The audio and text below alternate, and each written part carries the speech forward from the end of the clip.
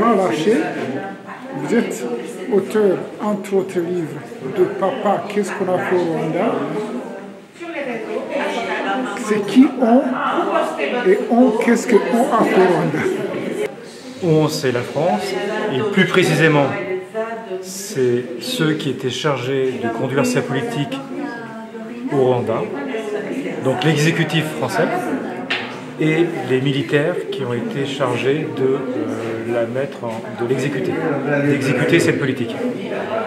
Donc, précisément, c'est d'abord François Mitterrand et ceux qui l'ont aidé au gouvernement, et puis les chefs, enfin du moins l'armée française, qui a été chargée, encore une fois,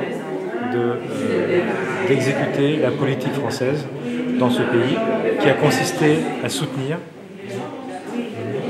à équiper, à armer, à appuyer un régime raciste,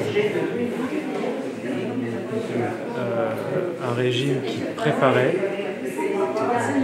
qui planifiait l'extermination d'une partie de sa population, des Tutsis, en raison du simple fait qu'ils étaient Tutsis.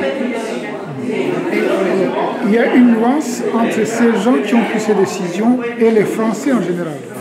Est-ce qu'il n'y a pas d'autres Français qui n'ont pas soutenu cette politique-là? Alors, vous savez, cette politique était une politique, ce soutien plutôt était un soutien secret, discret.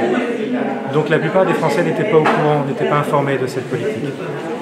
Donc ce n'est pas qu'ils n'étaient pas d'accord, qu'ils étaient d'accord, ils l'ignoraient. Ça, c'est une chose importante. Ensuite, il y a eu quelques Français, des lanceurs d'alerte, qui ont essayé d'informer, d'alerter, de s'opposer à cette politique de soutien, mais malheureusement, ils n'ont pas été écoutés. Ils ont, pour une partie d'entre eux même, été écartés des instances de décision. Je pense notamment au général Jean Varret, qui était le chef de la coopération militaire, qui a alerté ces autorités et l'exécutif du plan d'extermination de nos alliés rwandais. Et c'est ce général qui a alerté à la fin des années 90, au début de 1991, a été écarté de ses responsabilités jusqu'à conduire à déposer sa démission en 1993.